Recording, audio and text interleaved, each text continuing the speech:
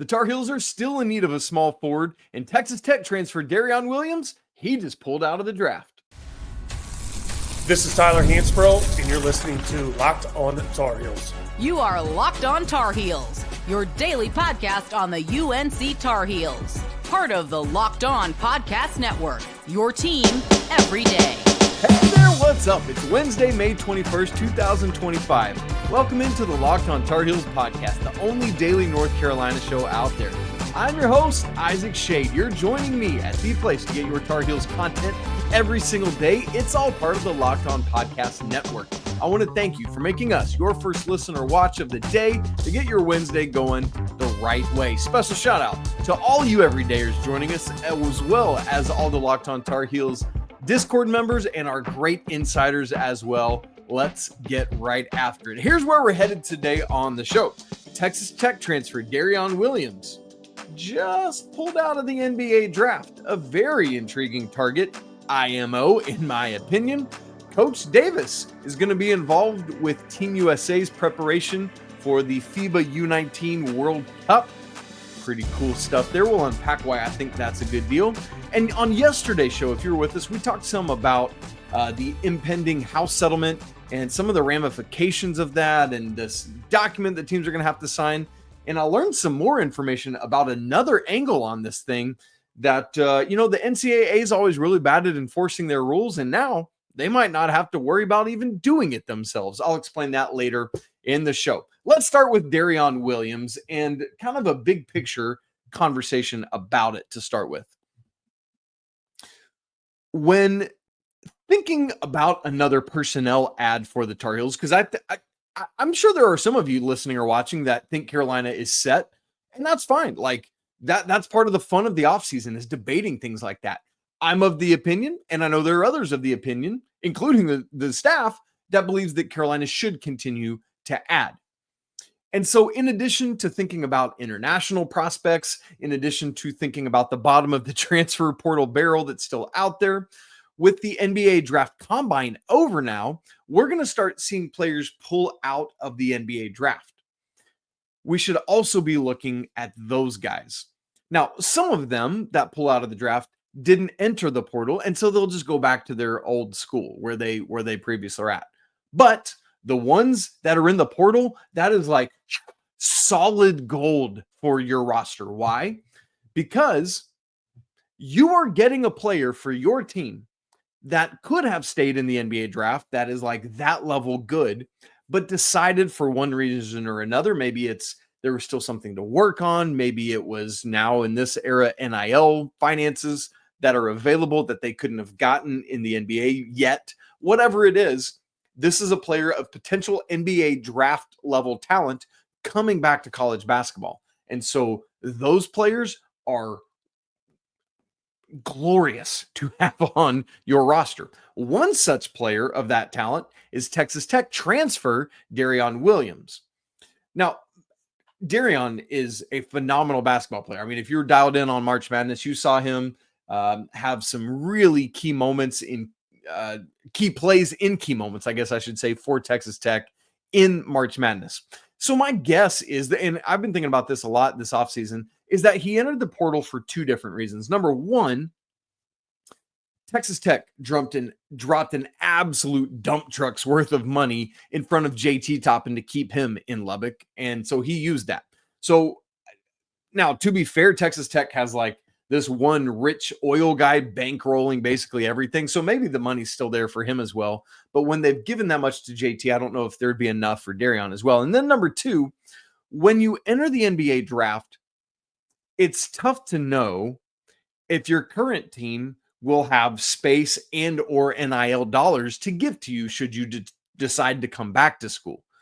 And so that could be part of it as well. And there are a myriad other reasons out there, but those are two chief ones I've thought a lot about with Darrion Williams.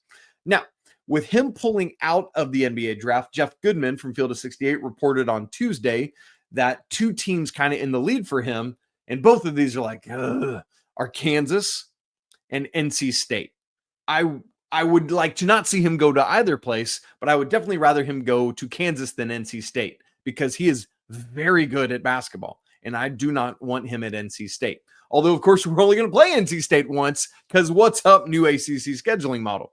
Anyway, I should say, as we even start this conversation, I have heard nothing on Carolina being connected to Darion. This is one of those Isaac wish list conversations, because if I'm Hubert Davis, I feel like you've at least got to make a call on him. It is roster management malfeasance to not at least check in on Darrion Williams and gauge his potential interest in coming to Carolina. And obviously, he doesn't mind coming to that part of the country if he's talking to NC State. So there you go. And you might have a conversation, and it's already too far down the tracks with Kansas or NC State or maybe some other unnamed team.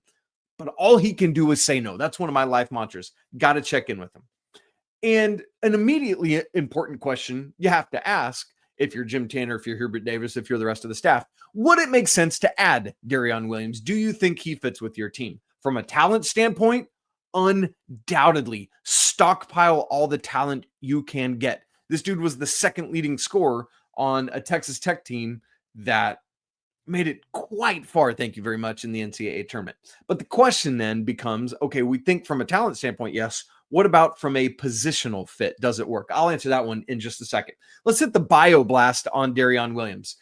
From Sacramento, California, played a couple years when he was an upperclassman at Bishop Gorman High School. That's a well-known school. Played then a year at Nevada, the last 2 years at Texas Tech, and now in the transfer portal. From a size standpoint, on the Tech roster, he was listed at 6'6", 225. At the combine, he measured, without shoes, 6'4.5", 236, so 11 pounds bigger. Wingspan of 6'6.5", which that's part of why he's coming back to school, man. That is not what the NBA wants. That's like alligator arms, basically. And an 8'5" standing reach.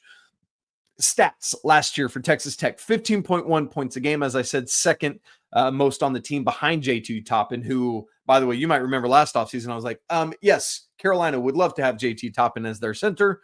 And how great would that have been? Anyway, 5.5 rebounds. That was a career low. He's had 7 his first 2 years. I love this. Listen to these numbers. 3.6 assists to 1.9 turnovers, 1.3 steals a game, shot 43.9% from the field, 34 from 3 on 4 attempts a game, 48.8% from 2 on 8.3 attempts a game, and 83.6 from the free throw line on 3.2 attempts per game. So here's just a couple things I love about Darrion Williams. I don't want to go like crazy in depth on it yet if it's not a real thing that Carolina might pursue, but I want to tell you why I like Darrion so much. So 3 things. On a team like Carolina that doesn't have a true point guard in terms of a ton of distribution, you just heard me say his assist and turnover numbers, right? Like a guy with like point forward type skills is somebody I would love to add to this roster. Again, 3.6 assists a game to 1.9 turnovers. That just adds to what Carolina would be able to do from a sharing the ball dynamic. Think Harrison Ingram here.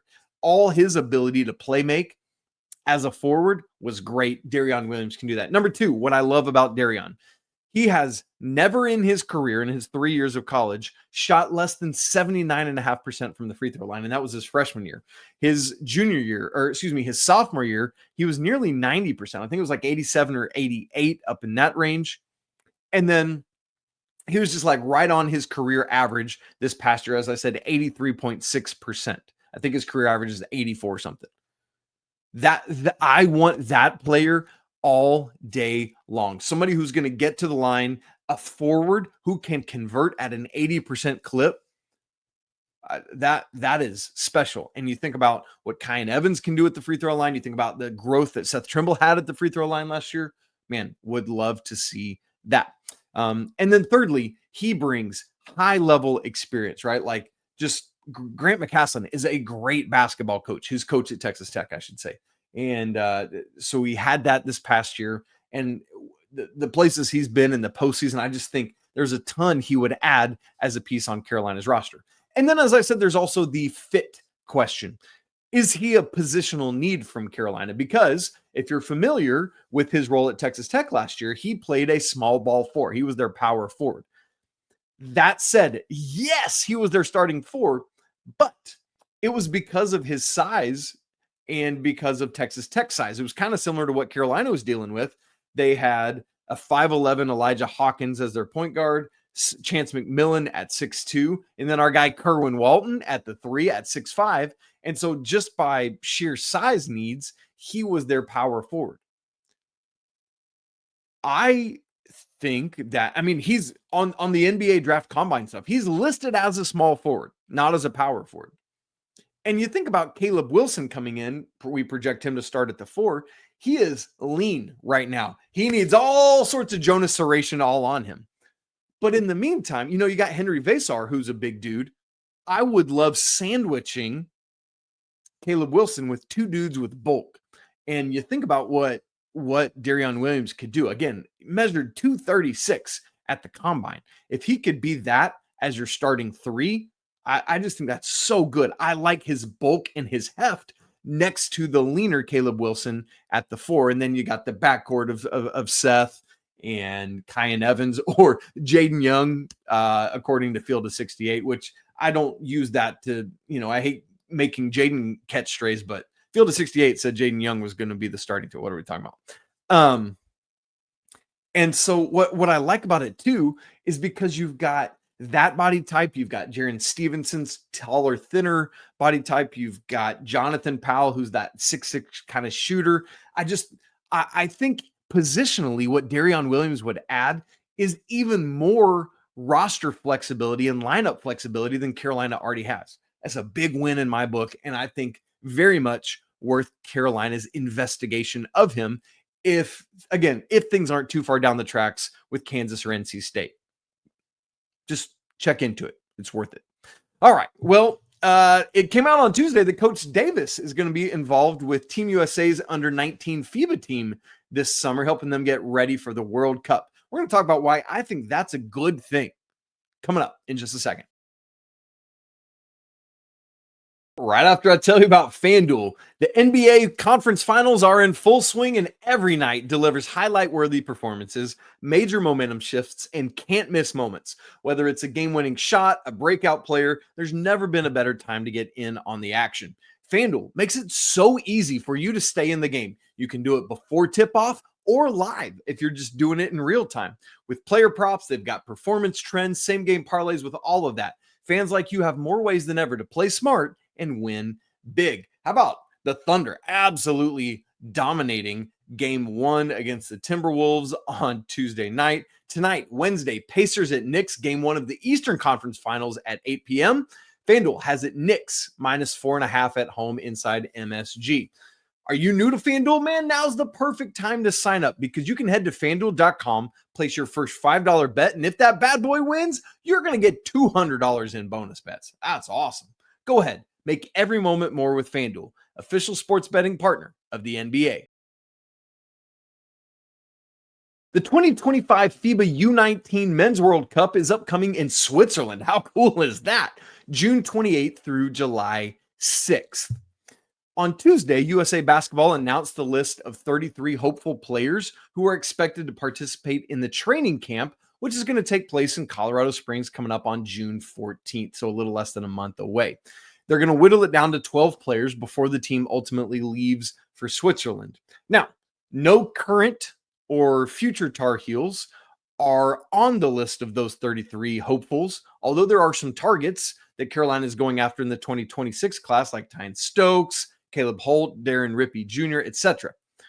So, Isaac, why on earth then are we talking about this if there's no Tar Heels on the roster? Well, it's because Hubert Davis is involved in this thing. As part of their announcement of who those 33 players were going to be, they announced the coaching staff of this event as well. Tommy Lloyd from Arizona is going to be the head coach. He's going to be assisted by, funny enough, we just talked about him, Grant McCasland, who's now at Texas Tech, like slam dunk at Texas Tech, man. He's doing great things there. Micah Shrewsbury, who's at Notre Dame. Those two guys are the assistants to Coach Lloyd. And then there are 3, quote, court coaches. It's Coach Davis, Nate Oats from Alabama, and Mark Pope from Kentucky. Funny enough, we were talking about this in the Locked On Tar Heels Discord on Tuesday, and I was kind of busy, so I wasn't really able to chime in, but I was following along. And somebody had posted Carolina's post about like Coach Davis getting to do this, and somebody else said, "Ah, man, this is great. Guess Nate Oats ain't getting to do stuff like that, right?" And then somebody else or a couple people had to be like, "Ah, man, I really hate to burst your bubble here, but Nate Oats is doing the exact same thing as Hubert Davis." But here's what's cool about that is when you hear people talk about what are the hot coaches right now? Who are the guys? Who are the guys that players want to play for that are doing it right? One of the first names mentioned every single time, Nate Oats at Alabama. Who is one of the hot new coaches that just killed it in year one this year? A couple names are going to be mentioned. One of them is going to be Mark Pope at Kentucky. And so these court coaches are Mark Pope at Kentucky, Nate Oats at Alabama, and Hubert Davis at North Carolina. Also, quickly before I say more about that, what does it even mean that they are court coaches? Because that, I mean, it literally lists them. That is their technical roles title. Well, I did some investigation into that because I really wasn't sure either. I had some contextual guesses, but what I found out is it's basically somebody that helps you get ready to serve on the witness stand so that you can do well in court. No, I'm just kidding. But legitimately, that was one of the when I like Googled it to start looking at it. That was one of the, you know how Google now gives you these like AI responses. That was the first thing it said is like somebody that teaches you how to do well in your when you have to go to court. And I was like, just got this image of Hubert Davis and Nate Oats and Mark Pope like doing witness prep. I don't know why that's so funny to me, but I was just laughing. Anyway, it's a great question. What does it mean that he is a court coach? Well, the content, I really wasn't able to find anything. So I just like, okay, here's what contextually it means to me. I kind of think about it like, you ever been to a basketball camp like in the summer and you rotate around at stations? My guess is that it's almost like they're like a station coach at summer camp where they're helping you with specific things. It's like, hey, we don't have enough coaching just with Tommy Lloyd and Micah Shrewsbury and Grant McCasland. So we need some more high-level D1 coaches to come help out and be hands-on and really teach some drills and stuff like that. And so that is my guess. And even when you read the release from USA Basketball, it reads that those guys are, quote, supporting as court coaches during training camp, end quote. So I don't take that as Coach Davis, Coach Oats, and Coach Pope are even going to go to Switzerland. To me, that reads as, hey, they're coming along to Colorado Springs to help out and help process getting these guys ready to go off to Switzerland and be a team on short notice. Now, look, this isn't some like massive, crazy thing that it's like, wow, this is the biggest, coolest thing that Hubert Davis was chosen for this. But it is cool.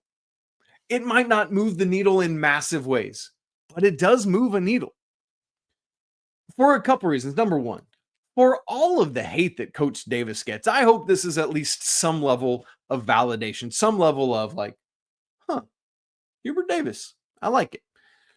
Because when I look at this sextet, is that what you call a group of six? Heck, because it's not a hextet. I think it's a sextet. Why do we have hexagon and sex as like a prefix for six?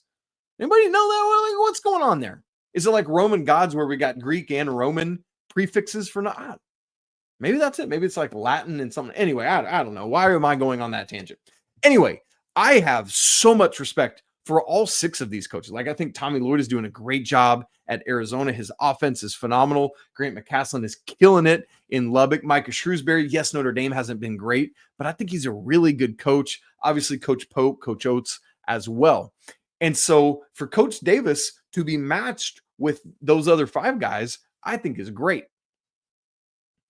And then you think about, like I mentioned, none of the guys, because the 33 players are either guys that just finished their freshman year, guys that are about to be freshmen that were class of 25, or rising seniors who are class of 26. And so remember I said a couple of them are Carolina targets. And so, he can't be like a used car salesman or a Mary Kay salesman, like all up in your face. But I think he can like just build relationships in the way that Hubert Davis does. You know what I mean? Like, he's really good at that. And so if he can have some good FaceTime with those guys, that ain't nothing. That is not nothing. And I think that could be, and whether it's getting those guys as freshmen, or even just remember in this day and age, you are building every bridge you can, because you never know when, for example, Jarin Stevenson is going to come back to Carolina, which is going to be funny for Coach Davis and Coach Oats to talk about some of those things. Wish I could be a fly on the wall, man. That'd be so crazy. So anyway, maybe this isn't the biggest thing, but man, there is something to him getting to do this. I love what it says about the respect, how he's respected as a coach. And I love the opportunity to get FaceTime with these student athletes. So pretty cool thing there. Now, the NCAA has long struggled with enforcing their rules, but very soon they're not going to have to worry about that. Why? Because we're going to have a CEO of the College Sports Commission who's tasked with doing exactly that. Is it going to work, or is it too much power for one person? We'll unpack that in just a second.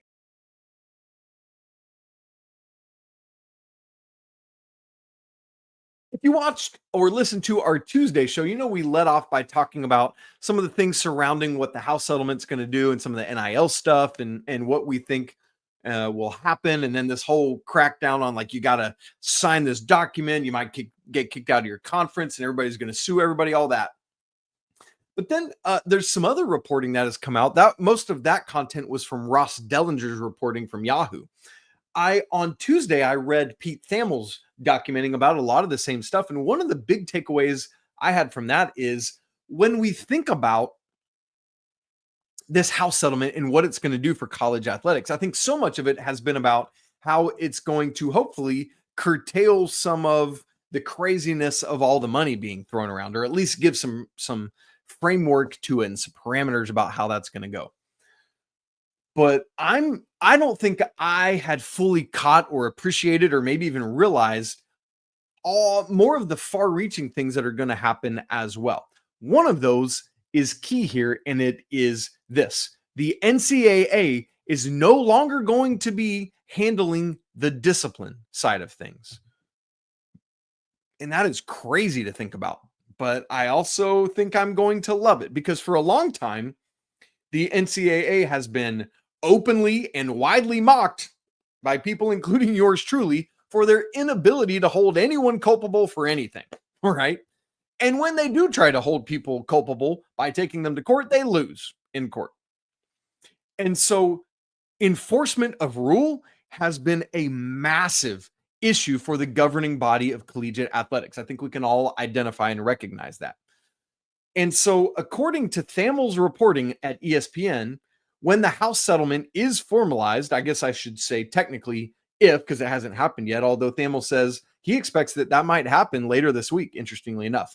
But here's a couple quotes from his write-up. Quote, "The NCAA will no longer be in charge of traditional enforcement.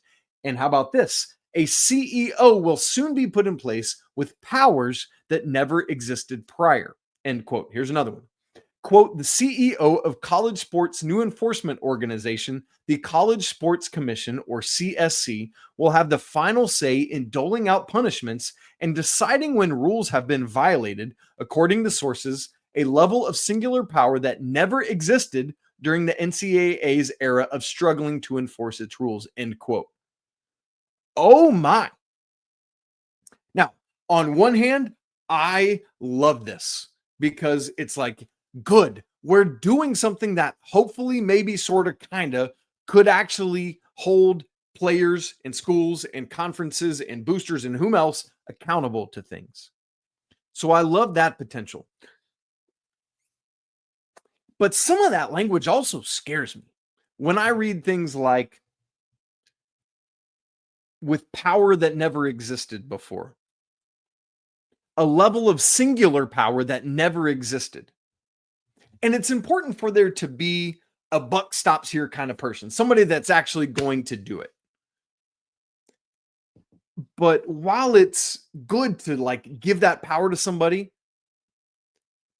it's also like, but maybe a group, there is that, like, it makes me think For those of you who are regulars with us, I'm also my master's is in New Testament studies. So I guess I'm something of a Bible scholar.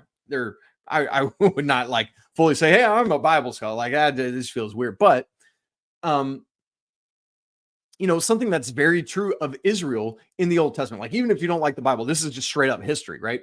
Israel had like judges that led them. It wasn't kings. It was just people like that were God's people to lead Israel. And then Israel starts grumbling and complaining and says, hey, we want a king. We want someone to rule over us. And God's like, hey, that's me. I rule over you. But sure, if you need a king, here you go. And that king was Saul, who wasn't great. And then David came along after him, right? But it's like, you get what you wish for. You need a different kind of power. Here you go. And it wasn't awesome for the Israelites. And so I kind of just like, as I've been thinking about it, that's the analogy I think of is, man, I think this could be a really good thing because it could actually finally provide some enforcement of rule and law in the collegiate athletic sphere. But also, if you choose the wrong person for this CEO, it could go very poorly. Because this is not only just a new role, it's a new role with singular power we've not seen wielded before, and we know how that can go to somebody's head. This is a new role that, according to the reporting from Thamel, will be from someone outside of college athletics. That worries me as well. Like when you've got people like some of the other collegiate bodies that have been gathered together, you got people like Condoleezza Rice on there, who is a phenomenal human being, but what does she know about collegiate athletics? And Thamel says an unknown name to fans because they've been already doing the groundwork to figure out who the CEO would be. And to quote Thamel, quote, the CEO is expected to make 7 figures. And once the settlement is in place and the hiring process is complete, again, will have significant authority, end quote. There's just a lot of that type of phrase that I'm like, are you worried about it too, Pete Thamel? Because I hear you talking in that way. But at the end of the day, I'm a glass half full kind of guy. I'm a silver lining kind of guy. So I'm going to just hope that it's going to be good. I'm going to be hopeful that finally someone somewhere will have some teeth to be able to hold people accountable. And I'm curious how far this authority will go because Thamel says the NCAA is still going to handle academics and eligibility issues, hopefully faster than they usually do. But the NCAA will no longer be involved, and again, I'm quoting Thamel, with traditional enforcement. And so it will mark a distinct industry shift. So you guys, I just want you to see this, what I'm seeing here, that the House settlement and what's about to happen when it gets approved, whenever that is here this week or in the coming weeks, it's not just about the money. And I think that's where my head's been at. And so if I'm working to shift my paradigm, I hope you can as well. Now, I worry, as I said, I worried about the abuse of power for this person, but Thamel does also say that the CEO is expected to have to report to a board who would include the power conference commissioners. So that gives hopefully some level of checks and balances.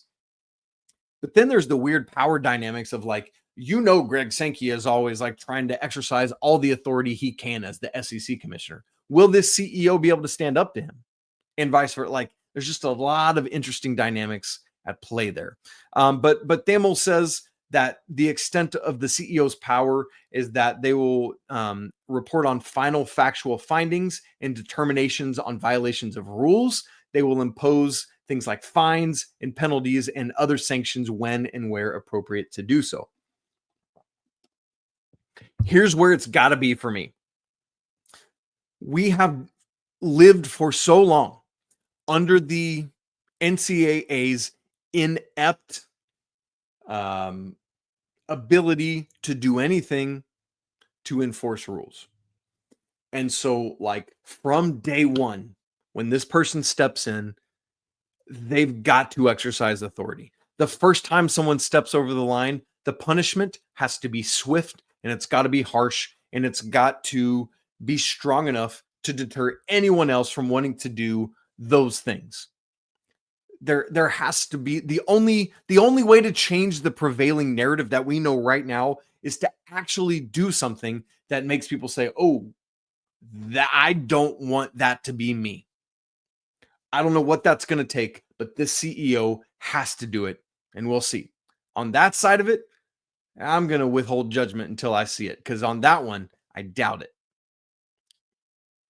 All right, man, just so many new things in collegiate athletics. Hopefully this is ultimately going to be a good thing and bring some sanity back to college sports, man, because this is the thing. This is why we're here, man. We love it, and we love our Tar Heels. We want to cheer for them, but we want it to make sense, and hopefully this will help do that.